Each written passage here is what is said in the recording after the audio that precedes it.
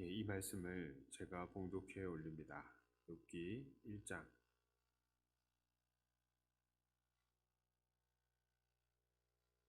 6절부터 12절까지의 말씀입니다. 하루는 하나님의 아들들이 와서 여호와 앞에 섰고 사탄도 그들 가운데에 온지라. 여호와께서 사탄에게 이르시되 네가 어디서 왔느냐? 사탄이 여호와께 대답하여 이르되 땅을 두루 돌아 여기저기 다녀왔나이다. 여호와께서 사탄에게 이르시되 네가 내 종 욥을 주의하여 보았느냐?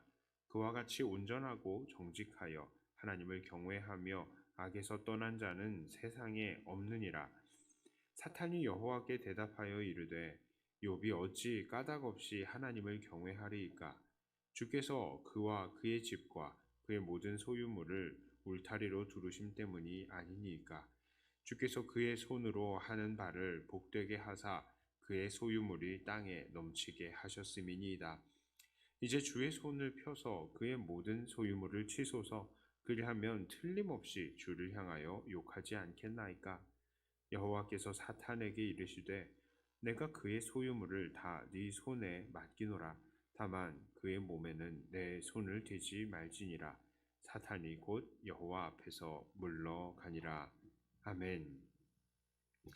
오늘 본문의 말씀을 보면 우리를 혼란스럽게 만드는 것이 있습니다. 그것은 바로 사탄이 하나님 앞에서 아무런 허물 없이 대화하는 것 같아 보이기 때문입니다. 사탄은 하나님의 대적이고 원수인데 말이죠. 그러나 이 사실은 그렇지 않습니다. 하나님께서는 최후 심판이 있기까지 사탄에게 이 세상을 통치하는 권세를 주셨습니다. 그리고 그 기간 동안 사탄은 이 세상 속에서 하나님의 택한 자라도 할 수만 있다면 넘어뜨리려고 하는 역할을 하고 있습니다. 오늘 사탄이 본문에서 하나님 앞에 하고 있는 역할도 바로 그것인 것입니다. 오늘 사탄과 하나님 사이에 논의되는 주인공인 욥이 오늘 이 욥기의 주인공입니다. 이 주인공인 욥은 어떤 사람입니까? 그는 사람 중에서 정말 최고로 온전한 사람이었습니다. 욥은 하나님을 경외하면서 악에서 떠난 자였습니다. 하나님도 그를 인정하셨습니다. 사탄에게 욥과 같은 온전하고 정직하여서 하나님을 경외하고 악에서 떠난 자가 없다라고 말씀하십니다. 물론 이것은 욥에게 죄가 하나도 없다라는 말을 의미하는 것은 아닙니다. 그러나 그나마 욥이 사람들 중에서 가장 낫다라고 하시는 말씀입니다.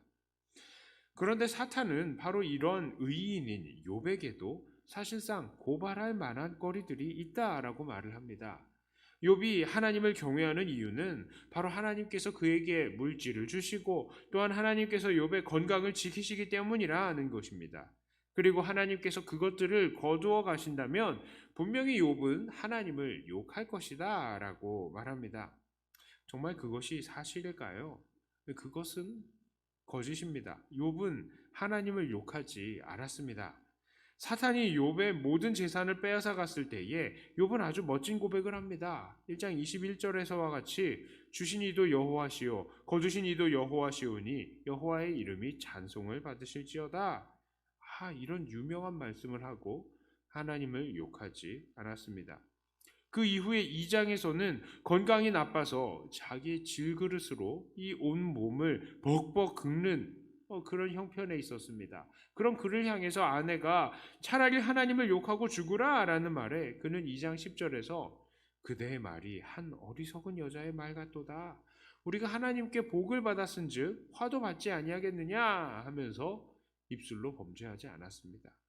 그러니까 사탄은 그저 이 땅에서 사람들을 고발하는 자기의 역할을 한 것이고요. 또 욥은 그런 시험들에 넘어가지 않았었습니다. 하지만 욥의 진짜 문제는 그 이후에 나타납니다. 그 이후부터 욥의 태도가 바뀌죠. 3장 1절에서만 봐도 그는 입술을 열어서 자기의 생일을 저주합니다. 그렇습니다. 그는 비록 그 전까지는 입술로 하나님을 직접적으로 욕을 하지는 않았습니다만 이제는 태도로 하나님께 원망과 불평을 하소연을 하기 시작했다라는 것입니다. 자, 그러니까 정말로 고난 앞에서도 묵묵히 그런 고난을 잘 견디는 그런 사람은 아니었다라는 것입니다. 입술로 완전히 범죄하지 않는 사람은 아니라는 것이죠. 완전한 사람은 아니에요. 그도 역시 완벽하지 않은 연약한 존재라는 것을 보여주고 있습니다. 자, 그렇다면 욥이 결국 이렇게 하나님께 대놓고 욕은 하지는 않았을지라도 어려움 속에서 하나님을 원망하고 하소연할 그런 존재라는 것을 하나님께서는 모르셨을까요? 아닙니다. 전혀 그렇지 않습니다. 모든 것을 아시는 하나님께서 그것을 모르실 리가 없죠.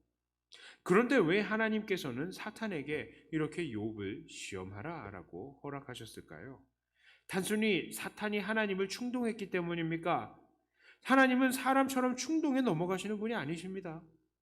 자, 그렇다면 하나님께서 사탄과 내기를 하신 것입니까? 야, 사탄, 그래, 한번 네가 욥을 시험해봐. 네가 이기나 내가 이기나 해보자. 이런 시험을 내기를 하신 건가요? 아닙니다. 모든 것을 아시는 하나님께서는 그런 내기를 하실 이유가 전혀 없으신 것입니다. 자, 그렇다면 하나님은 왜 욥에게 이런 고난을 허락하신 것입니까? 그것은 결국 욥을 위한 것이었습니다. 하나님은 욥이 결국 어떻게 될지를 알고 계셨습니다. 비록 당장에는 하나님을 욕하지는 않았지만 그의 삶의 태도로 원망을 하게 될 것까지 하나님은 다 알고 계셨죠. 그럼에도 불구하고 하나님께서는 그렇게 욥을 사탄에게 고난을 받도록 내어주셨습니다. 그것은 하나님께서 욥에게 그가 얼마나 연약한 존재라는 것을 깨닫게 하시기 위한 것입니다. 봐라, 네가 이런 존재야 하고요. 그리고 더 나아가서 이 욥기를 읽는 모든 사람들에게 우리 인간들의 무지함과 연약함을 그리고 우리의 민낯이 어떠한가를 다 드러내 보여주시기 위한 것이었습니다. 그렇게 의로웠던 욥도 세상 속에서 가장 의롭다고 인정을 받을 만한 욥도 이 정도인데 그냥 보통 사람들은 어떠하겠습니까?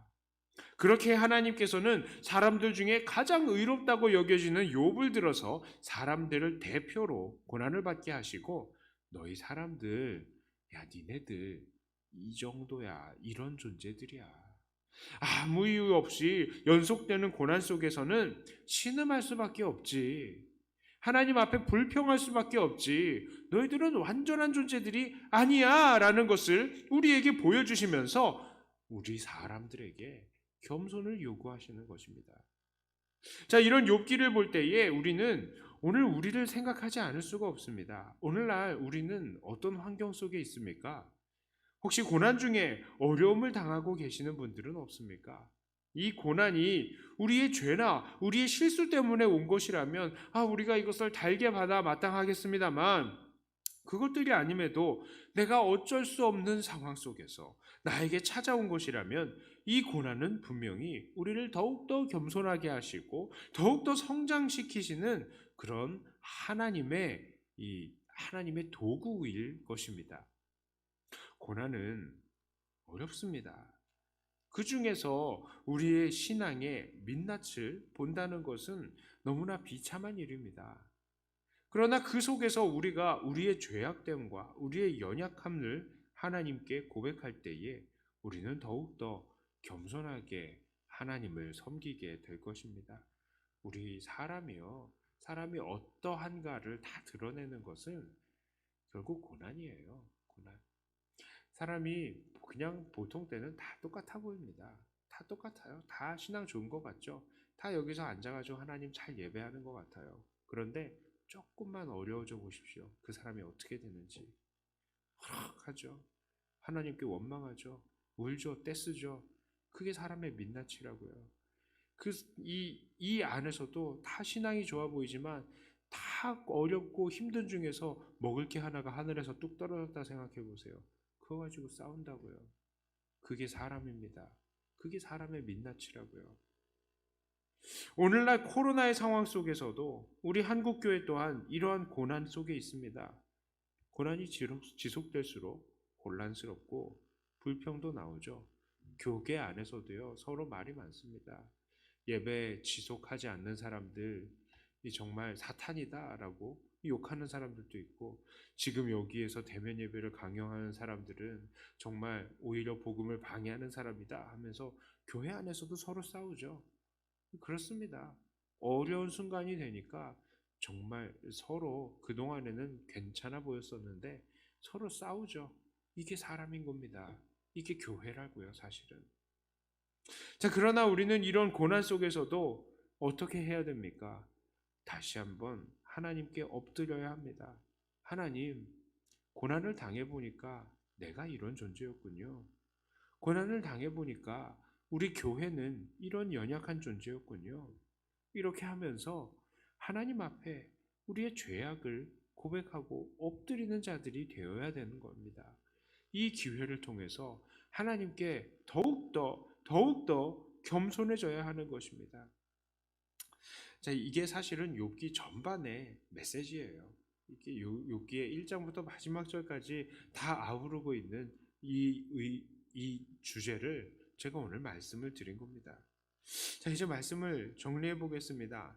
하나님은 욥이 결국 어떻게 될 줄을 알고 계시면서도 사탄에게 욥을 시험하도록 내버려 두셨습니다.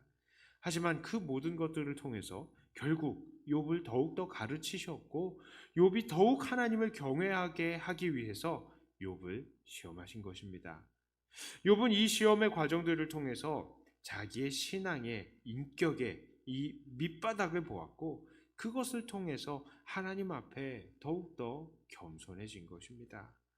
자, 그러나 그런 와중에서도 하나님은 어떠셨습니까? 욥을 보호하셨습니다.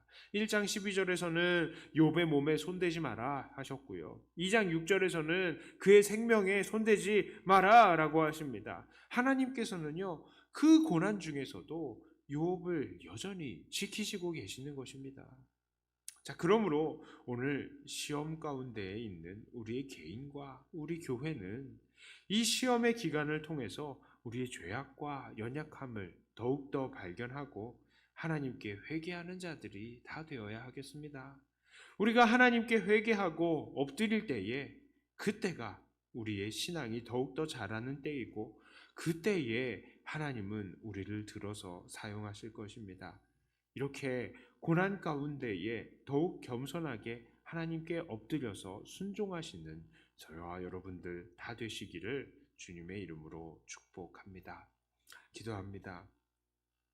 하나님 아버지, 우리는 지금 이렇게 멀쩡해 보이고 하나님 앞에 바르게 사는 사람들 같아 보일지라도 하나님께서 우리를 조금만 누르시고 어렵게 만드시면 우리는 결국 우리 안에 있는 죄악들을 다 토해내며 하나님 앞에 범죄하고 사람들에게 범죄하는 연약한 존재임을 우리는 고백합니다. 여전히 우리 안에는 혈기가 있고 사람들을 향한 분노가 있고 또 하나님을 향한 불평과 원망이 있음을 우리는 고백합니다. 주님, 우리는 이런 연약한 존재들입니다. 하나님, 그래서 우리가 하나님께서 우리에게 이런 민낯을 드러내 보이실까봐 두렵고 우리는 그것 때문에 너무나 정말 우리의 이 죄악들을 숨기고 싶은 것이 우리의 본질입니다. 하나님, 이런 우리를 불쌍히 여겨 주시옵소서. 하나님께서 우리에게 은혜를 주시지 않으시면 우리가 단 한순간도 살 수 없음을 고백합니다. 이런 우리를 불쌍히 여기시고 오늘도 우리를 품어주시고 하나님, 우리를 죄악 가운데서 건져 주시옵소서. 하나님, 우리가 정말 겸손하게 하나님 앞에 엎드립니다. 우리 교회도 또한 이렇게 겸손하게 엎드려야 될 때임을 고백합니다. 코로나의 이 시국으로 인하여서 교회가 또한 싸우고 분열이 되고 또 하나님 안에서 아름다운 모습을 만들고 있지 못합니다. 하나님, 그것은 교회가 또 정말 이 정도밖에 되지 않는다는 것을 드러내는 그런 과정일 것입니다. 하나님, 이참에 우리가 더욱더 아버지 하나님 앞에 엎드리고 겸손할 수 있게 해 주시옵소서. 우리의 연약함을 담당하시는 우리 주님께서 그 은혜로 우리 교회를 붙드시고 이 어려움 속에서도 하나님 앞에 겸손하는 우리들 개개인과 우리 교회들이 다 되게 하여 주시옵소서. 무엇이 옳은 것입니까? 사람은 알지 못합니다. 우리에게 지혜를 주시고 앞으로 어떻게 해 나가야 될지 깨닫게 하여 주시고 우리를 인도하여 주시옵소서. 이 시간에 기도할 때마다 하나님 더욱더 아버지 하나님의 깊은 뜻을 깨닫는 우리가 되게 하여 주시고 하나님의 놀라운 은혜 가운데에서 우리가 또한 성장할 수 있는 이 기도의 시간이 되게 해 주시옵소서. 감사를 드리며 우리 주 예수님 이름으로 간절히 기도드리옵나이다. 아멘. 하늘에 계신 우리 아버지여, 이름이 거룩히 여김을 받으시오며 나라의 임하옵시며 뜻이 하늘에서 이루어진 것 같이 땅에서도 이루어지이다. 오늘날 우리에게 일용할 양식을 주옵시고 우리가 우리에게 죄 지은 자를 사하여 준 것 같이 우리 죄를 사하여 주옵시고 우리를 시험에 들게 하지 마옵시고 다만 악에서 구하옵소서. 대개 나라와 권세와 영광이 아버지께 영원히 있사옵나이다. 아멘. 받은 말씀 가지고 또 교회를 위해서 기도하시고 각자 가지고 나오신 기도 제목으로 기도하시다가 돌아가도록 하겠습니다.